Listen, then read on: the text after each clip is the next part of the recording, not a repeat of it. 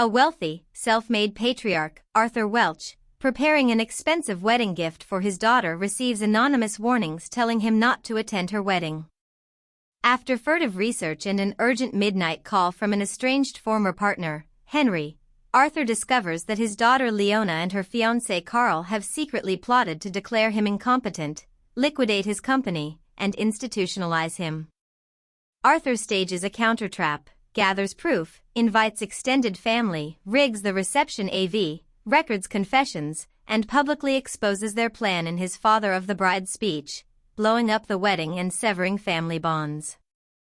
The victory is Pyrrhic. He keeps his assets but loses his family and faces hollow triumph. 2. Narrative structure, beginning conflict climax end, beginning, Arthur buys $15,000 earrings, receives ominous text, don't go to the wedding. Run. He becomes paranoid, checks messages, and takes a hotel room. Conflict, late-night call from Henry reveals Leona and Carl's conspiracy, guardianship/legal strategy to seize assets. Arthur verifies documents with a lawyer, hires investigators, and collects evidence. He must reconcile shock, disbelief, and the need for a plan. Climax, at the wedding reception Arthur uses AV to broadcast recorded conversations and legal paperwork, shaming Leona and Carl in front of 200 guests. Chaos erupts.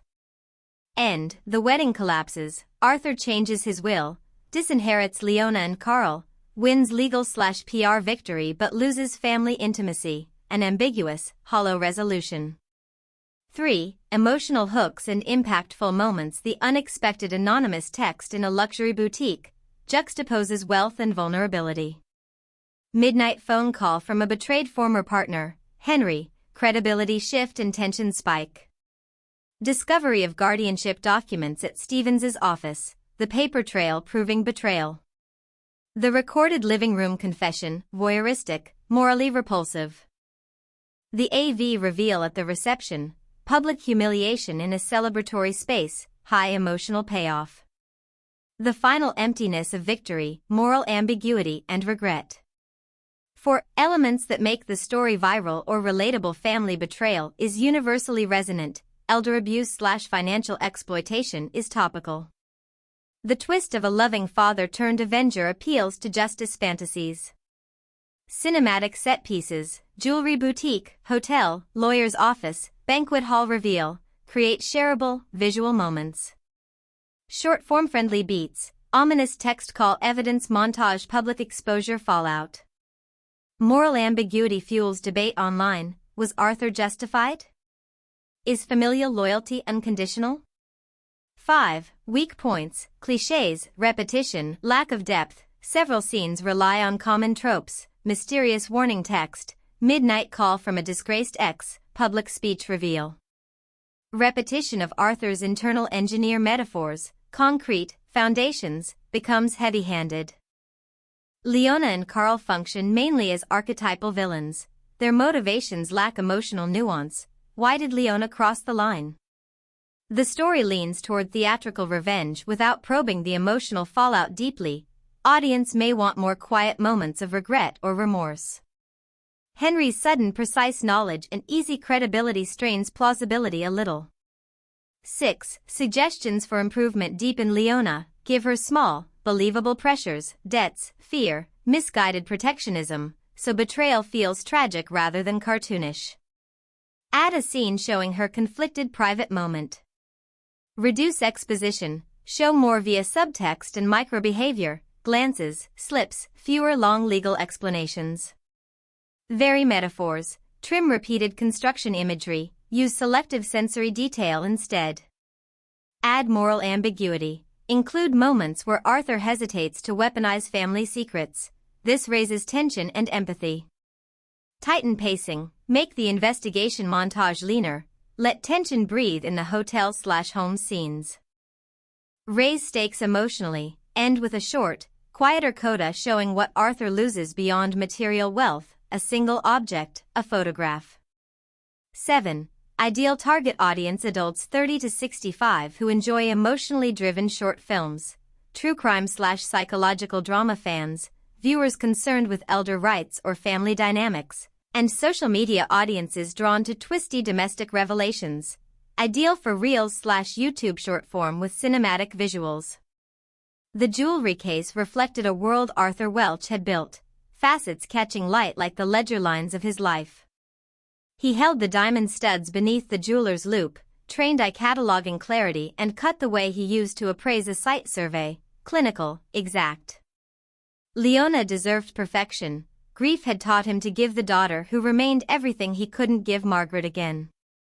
The bracelet of years tightened behind his sternum. "They're exquisite," the saleswoman murmured, the practiced softness of a retail stage whisper. He signed with a hand that did not tremble until his thumb brushed the phone in his pocket. The screen bloomed, "Don't go to the wedding. Run." He read the message twice as if cadence could rearrange its meaning. The diamonds turned to fog.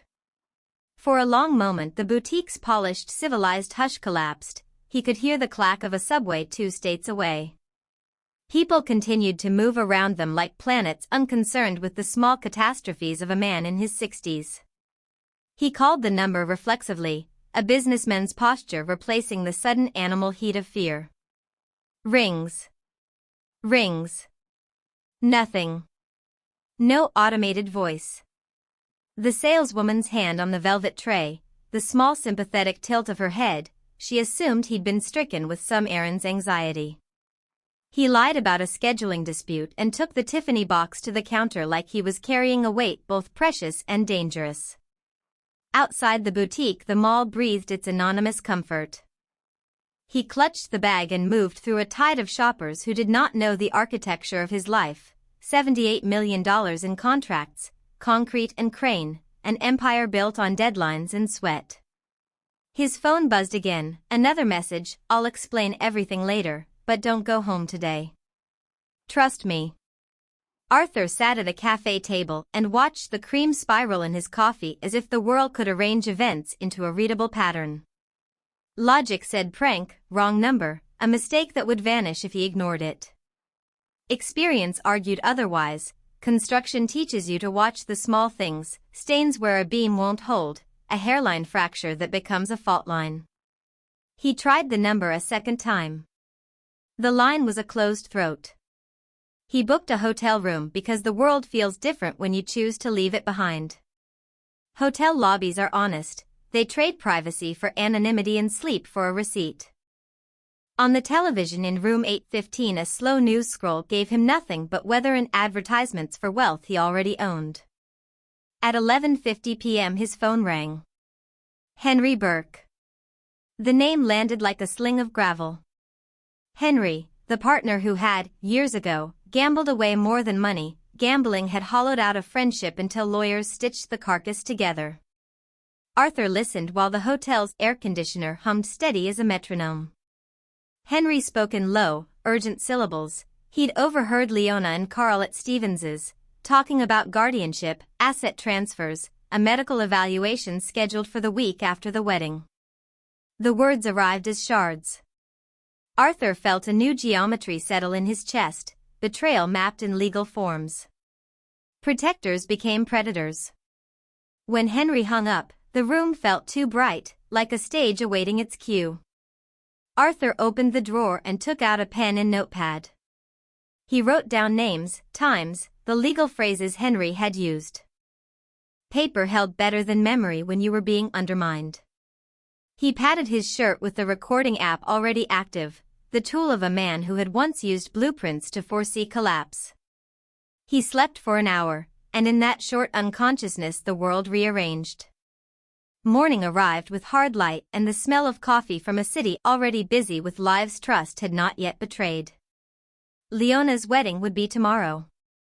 He imagined her in a dress of lace, face flushed with love. Then he imagined the way her voice might change when she spoke about his future, practical, careful, rehearsed. The two imaginings fit together and made a cold, precise shape, the map of a planned loss. He dressed with the exactitude of a man preparing for court. This was not only about diamonds or a single reception. This was about who he would be when the sun set on everything he had built.